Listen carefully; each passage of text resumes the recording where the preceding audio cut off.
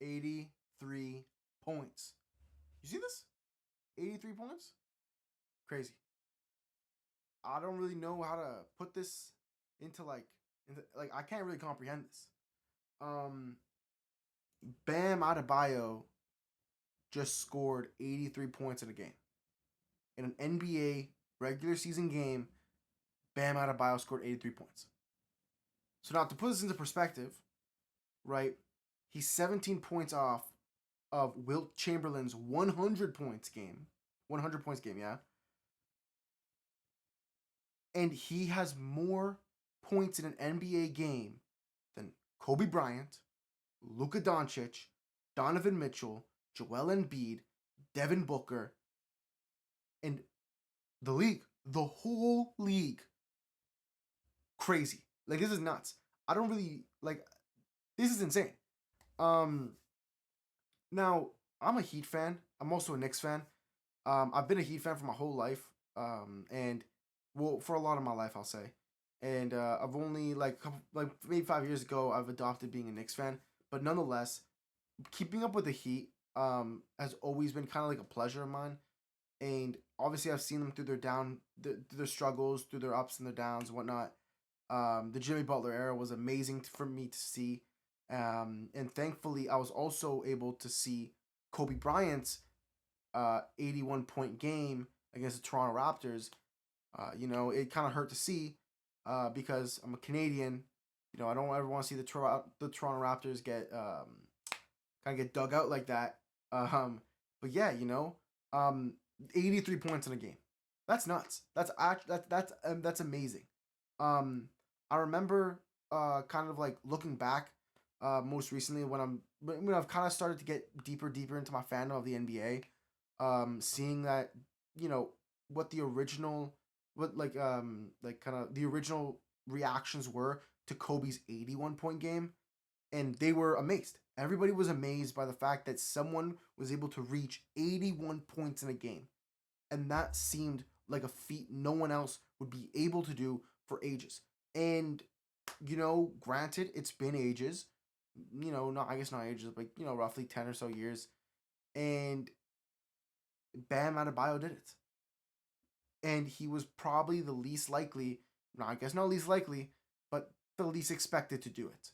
I assume people expected it to be Anthony Edwards, to be Victor Wembanyama, to be Shea, maybe.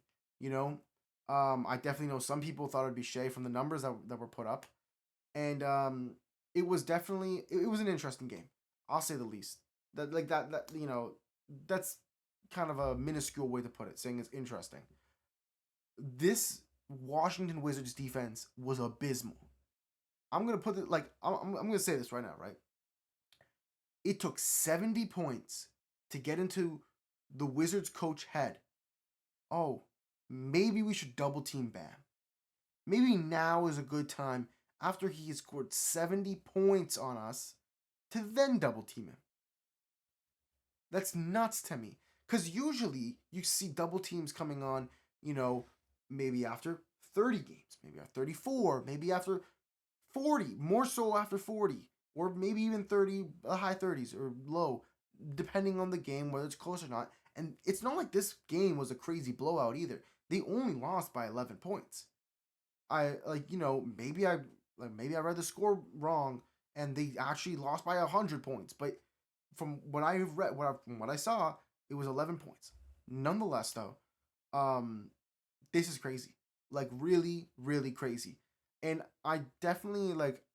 I'll make another video about this, looking deeper into it. This is my initial reaction right now, but like the game just finished up like an hour or so ago, and I was trying to just kind of collect my thoughts. I was calling some people like, "Holy shit, did you just see what happened?" Blah blah blah blah blah. And I finished up the schoolwork, but coming around to making this video now, more stuff is starting to hit me. Like, this is not just like, granted, this is a big accolade for Bam Adebayo. 83 points is amazing, and it's probably not going to be touched for another 10 or so years. So he's going to have this on his resume for ages. But not only this, this is amazing for NBA fans. This shows the level of competency that we have in the league, that even the players that we kind of see as, I'm not going to say not the best, but that kind of get a lot of disrespect here and there. Like Bam has been somebody who, obviously not the past couple games he's gotten a lot of disrespect, but at the start of the season he was getting a lot of disrespect because he wasn't really doing his job. He wasn't a great defender. Well, no, he's always been a great defender, but he wasn't being the peak defender that he usually is, or he wasn't really scoring as well or getting even money boards, as a matter of fact.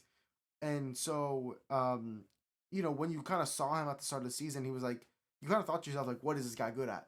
Why is this guy on my team? Like, I'd rather, like, Pele Larson play instead of Bam Adebayo. Like, that's not a thought you should be having. And he just proved everybody wrong. Um, Granted, people are going to put asterisks like, aside, beside this, and be like, oh, Kobe's 81-point game is better than Bam's 83-point game, blah, blah, blah, blah, blah. But this 83 points shows that the NBA has a lot more to offer. That these players that you kind of set aside, that the media sets aside, have a lot to offer. And that no one player should be put aside. Young, older players, um, like Bam's a younger player. He's on the younger side. Like he's 26, 28. He's not like one of these old cats being like 36, 37. You know, um, and we're lucky to be in an era where it is high scoring.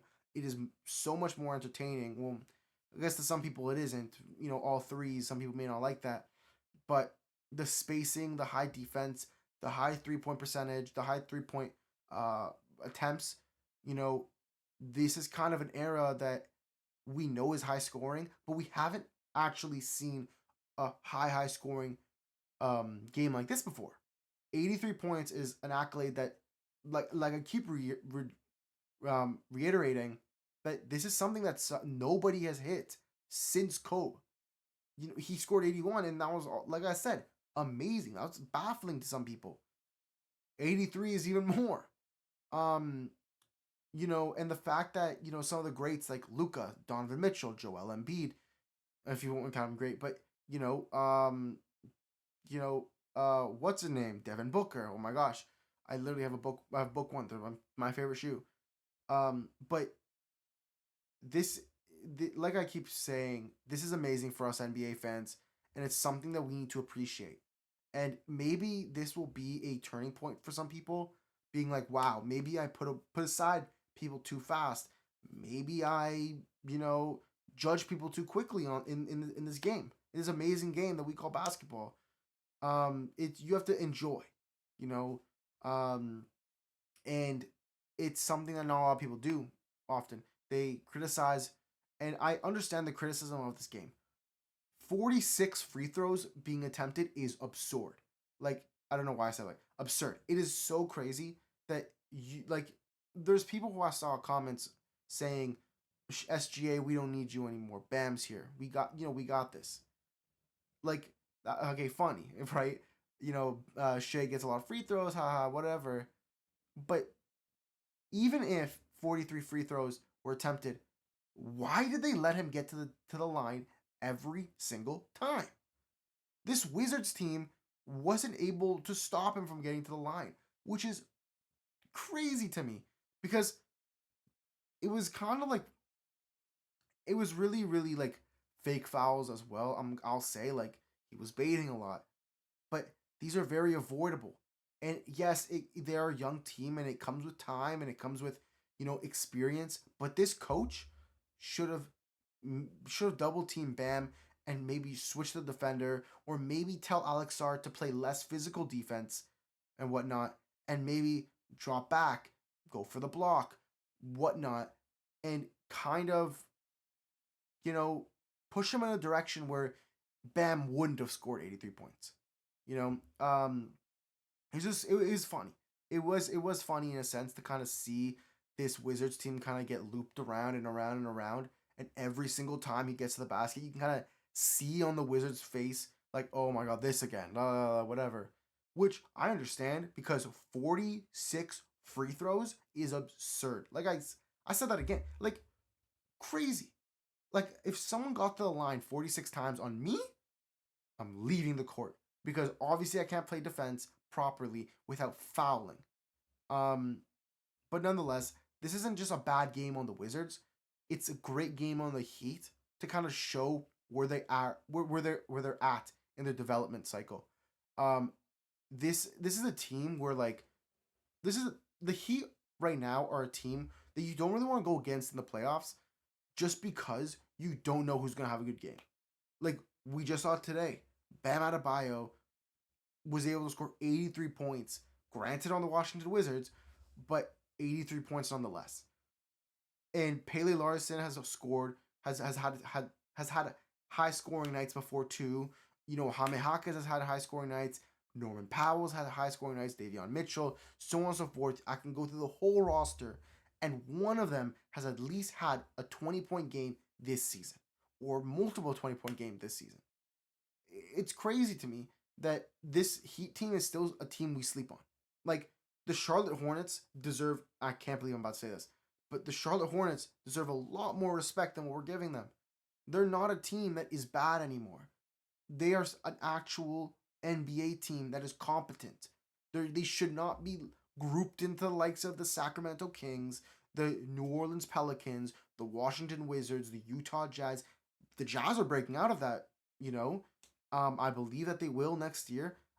I was called crazy by some people because I said that the Jazz were going to be playing playoff basketball next year, and I stand by that. The Charlotte Hornets and the Jazz are playing, and the Miami Heat and the Toronto Raptors, not the Chicago Bulls, but them are going to be playing playoff basketball next year. You can I put that on my note, but I put that on my mouse. Okay, not my life. But nonetheless, yeah, I guess just um, to really say kind of some of my final points is that Bam, this is an accolade that he'll carry for the rest of his life, and the fact that he was able to turn around the narrative mid season, you know, when the time mattered. Granted, it's March, and I know March basketball is kind of fugaz in a sense, but 83 points is not something to scoff at. Although I do remember a couple years ago, uh, Kenneth Lofton Jr. he scored 40 points, and that was something I laughed at because why the hell are you letting Kenny Lofton Jr. score 40 points on you? I think it was against the Jazz or something, but nonetheless, sorry for the stray. 83 points is nothing to scoff at. Whether this is March basketball, whether it's Fugaz, this is a real accolade. This is a record in time that we got to see, that we are lucky enough to see in person, not in person, but you know, on our screens, or if you were there, you were able to see it in person. And it's something to be proud of as an NBA fan that we have this competitiveness and this competency in our league. You know, who knows? Maybe the next person to score 70 points will be, I don't know, Dayron Holmes, if he even gets any minutes. God, he needs more minutes. Anyways, yeah, like this is just kind of my first takes on it. You know, like my immediate reaction. I'm gonna go. I'm gonna do a deeper dive into it later on. Um, but yeah, I guess just to recap, Washington double team people more often. I guess maybe work on it because even when they were double teaming, it wasn't working so well. Um, you know, Bam only had 5 turnovers this game. Like maybe when he gets to 35 points, you start to make him turn the ball over, have some physical defense like that. And maybe if you do get fouls like that, that's fine because you're fighting for the ball and he's not getting to the line. Whatever. Yeah, you know, like I'm really happy as a Heat fan. I'm going to be celebrating this. I'm also really happy just as an NBA fan that this happened, you know, and I was able to watch it. Um, Granted, I was only able to watch it from halftime onwards. You know, I was doing schoolwork and whatnot, and I'd seen on my fantasy that Bam had 31 points, and I said out loud, I was like, "Wow, 31 points at the half. That's pretty good." You know, and I made a joke. I'm being so serious. I made a joke. I was like, "Imagine you get to 100." He didn't, but he got damn near. You know, he's gotten closer than anybody else has. Um, so yeah, you know, Bam Adebayo is going to be said in the same breath as Wilt Chamberlain and Kobe Bryant for the rest of his NBA career. Well, maybe not until the rest of his NBA career, but until somebody beats that record. Maybe there'll be multiple people who beat that record, and then next thing you know, Kobe Bryant and Wilt and Bam won't be said in the same breath as Wilt anymore. Or who knows? Maybe there's gonna be someone who scores 120, 125, whatnot. Um, yeah, I guess one more thing I do want to add to this is that this is a new channel, and I'm obviously new to making these videos and whatnot. So if you like the video, let me know what I can do better, or I guess like subscribe, like, whatnot. But if you didn't like the video, I'd really, really appreciate it if you could put into the comments what I can do better, what I can, improve on. Maybe scripting could be better, whatever it may be. Some constructive criticism will be like greatly appreciated because I want to grow. I want to grow as a entertainer, and I want to grow as content creator, and whatnot. And yeah, I want to grow this channel. With you guys. I know I've really only got, I think, 4 subscribers, 3 subscribers, whatever it may be. I was really lucky to even get some after my first 2 videos. They were horrible, nonetheless. Yeah, some more videos will be coming. Like I said, the deeper dive on this will be coming. Kind of seeing. I want to kind of go through the plays that the Wizards were doing, but that will take some time. I'm also gonna be putting out a video soon comparing the NBA and comic books. Comic books and the NBA are two things that I hold dear to my heart, and this channel is something I hold dear to my heart. It's something I've been wanting to do for a while now, and so yeah, if you could just support me, that'd be great. Or put a comment if you hate me, whatever. Yeah, whatever it may be, just let me know. I have nothing else to say. Peace.